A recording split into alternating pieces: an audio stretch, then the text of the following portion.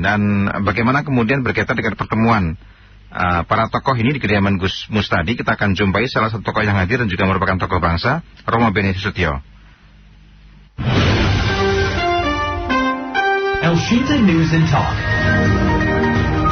Romo Beni, pertemuan tadi ini apa kemudian yang dihasilkan? Tapi saya mau tanya, waktu bertemu dengan Gus Mus itu apa kemudian yang dibincangkan di tempat Gus Mus, Romo Beni? Ya, diperbincangkan dan situasi yang terkini. Kan semua orang sudah tahu lah.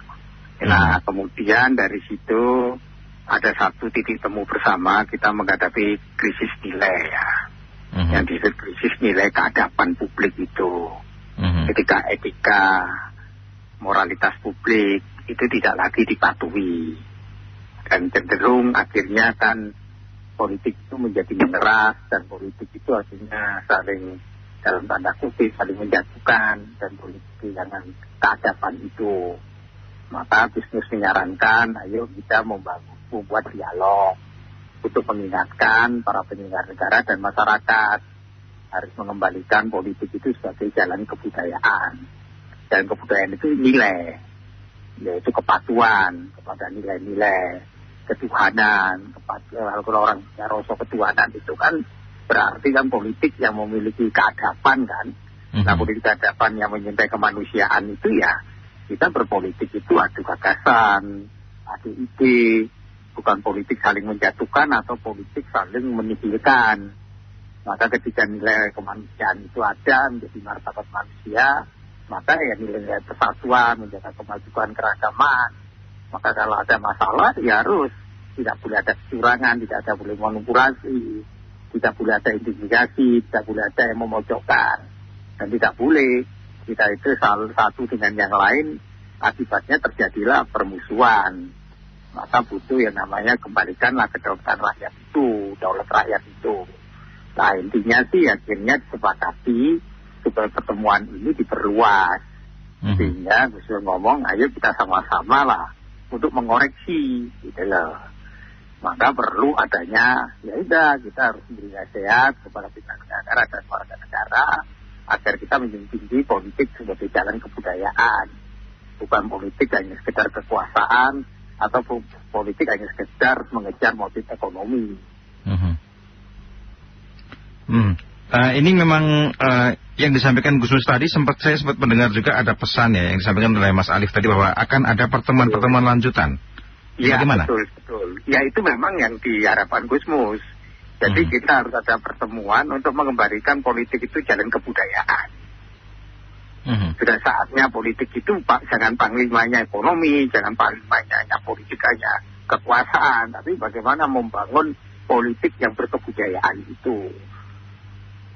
Sempat disinggung tidak dengan Gus Mus kondisi politik sekarang, apa kemudian saran atau kemudian upaya yang harus dilakukan untuk menghentikan cara-cara yang tidak baik dalam politik kita?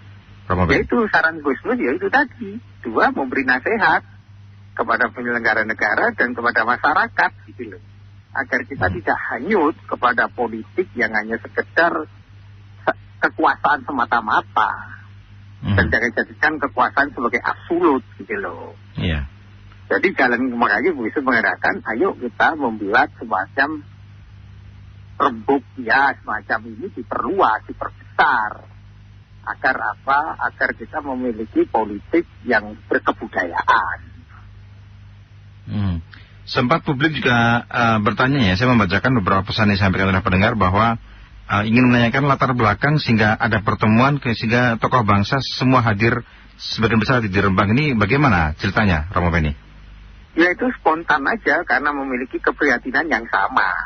Ya. Dan kita akan memberi udah rosol lah orang Jawa kan, curhatlah kepada Gus Mus tentang situasinya seperti ini. Lah Gus Mus menangkap hal yang sama gitu loh. Karena Gus Mus ini kan sumber air kehidupan ya, yang memberi inspirasi kepada bangsa, dan dia sebagai bapak bangsa yang sejati, karena Gus Mus memiliki juga kemampuan untuk membaca tanda-tanda zaman ini dan melihat ada sesuatu yang perlu kita perbaiki bersama itu. Kalau melihat situasi kondisi saat ini sebenarnya separah apa, Romo Beni? Ya sebenarnya gini loh, ini kan kita harus berani mengoreksi, ini juga salah warga juga, salah kita semuanya gitu loh. Apa itu? Karena kita tidak lagi membangun politik itu jalan kebudayaan itu. Jadi kalau berpolitik itu kan bukan politik itu sekedar orang menunjukkan kekuasaan.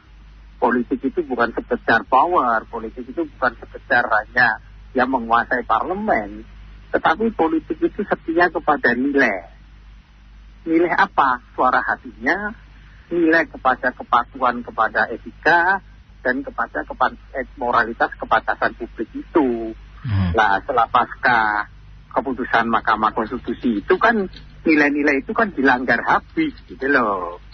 Sehingga keprihatinan kita itu, yang menurut Gusmus ini juga akibat dari Orde Baru. Yang lama, kita banyak nilai-nilai yang sifatnya hedonis, nilai-nilai yang hanya sekedar ekonomi. Dan politik itu menjadi keserakaan itu. Bukan politik itu untuk kebaikan bersama itu, untuk terwujudnya cita-cita kemerdekaan itu. Nah itu kan harus dikembalikan kepada nilai kan, yang disebut keutamaan publik itu. Kalau kondisi semacam ini sebenarnya sudah terjadi sejak kapan sih? Apakah baru-baru ini saja atau memang sudah lama? Atau ini sebenarnya memang hanya dampak saja dari apa yang sudah terjadi selama ini, Romo Beni? Ya ini kan semuanya kan ya sudah lama, ini perlu dikoreksi kan. Ini kesalahan juga publik, kita semua gitu loh. Yang tidak menjalankan politik sebagai jalan kebudayaan itu.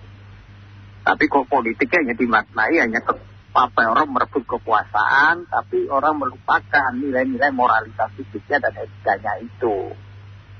Jadi ya itu yang harus dikoreksi bersama.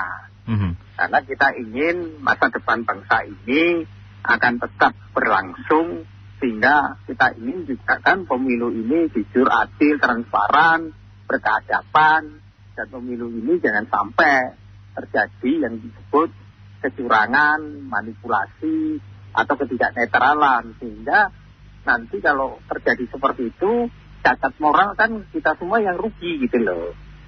Jadi istilahnya ya sudah, yuk kita bersama-sama untuk mengingatkan daripada penyelenggara negara dan warga negara untuk mengembalikan kembali politik sebagai jalan kebudayaan. Baik, kenapa kemudian publik yang disalahkan atau yang harus bertanggung jawab? Kenapa bukan para politisi dan juga para elit kita? Dua-duanya bersalah, karena kita warga, kalau kita membiarkan kan kita bersalah. Kita harus saling mengoreksi dong. Karena kalau warga masyarakatnya baik, ya elitnya baik gitu loh. Kalau elitnya baik, warganya juga baik gitu loh.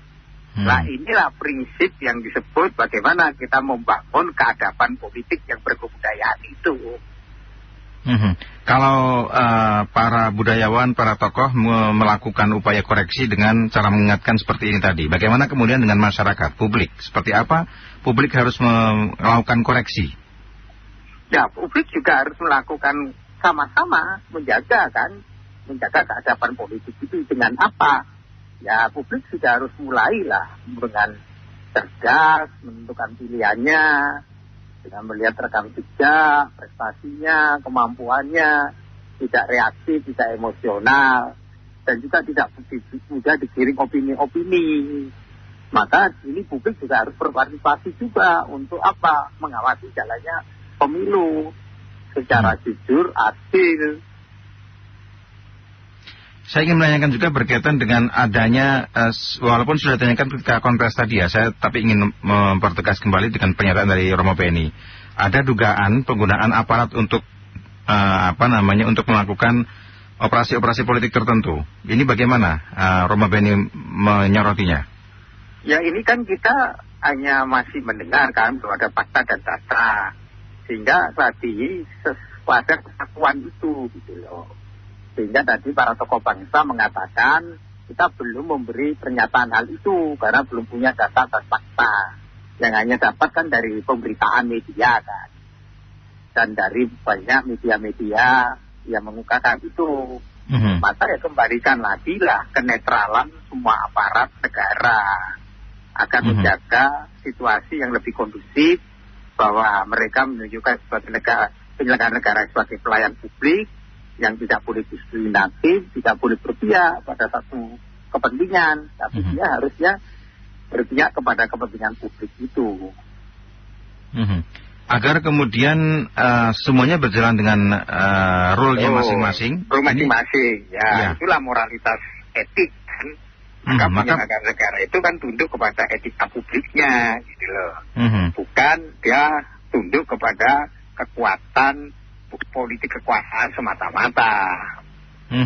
Kalau Romo Beni menilai seluruh komponen penyelenggara, baik itu penyelenggara negara ataupun juga penyelenggara pemilu saat ini, sejauh mana mereka mempertahankan etika politik dan juga etika publik yang ada? Ya, kita belum berani nilai ya, karena kita masih melihat, ya kita berharap mereka menjalankan tugas sesuai dengan fungsi dan peranan mereka. Untuk menjaga betul-betul mereka sebagai pelayan publik, bukan pelayan kekuasaan, tapi mereka harus tunduk kepada suara hatinya. Nah, itu yang ingin dikembalikan lagi dalam pernyataan para tokoh-tokoh lah, bukan tokoh bangsa juga, tokoh-tokoh semuanya, dengan melibatkan sebanyak mungkin pertemuan-pertemuan untuk saling meneguhkan, untuk saling memberikan harapan, tapi juga untuk saling mengingatkan akan bahayanya ketika etika dan moralitas publik tidak dijadikan acuan. Jadi memang sebenarnya etika itu harus menjadi pegangan ya, yang menjadi panglima itu adalah etika dan keadaban ya. Keadabannya itu. Baik, Romo, terakhir Romo, kira-kira selepas ini apa kemudian rencana ke depan dari para tokoh ini untuk melanjutkan upaya-upaya koreksinya, Romo? Ya mungkin nanti akan ada pertemuan lagi yang lebih luas yang diharapkan khusus. Ayo kita melibatkan semua orang yang masih memiliki suara hati untuk berbicara dengan suara hati nuraninya. Kalau suara hatinya nuraninya diketuk, ya akan terjadi, pastilah akan ada lah hal-hal yang positif gitu loh. Baik, terima kasih Romo sudah berbincang bersama El Sinta. Sehat selalu Romo, selamat siang. Siang. Demikian pendengar tokoh bangsa Romo Beni Sutio. El Sinta News and Talk.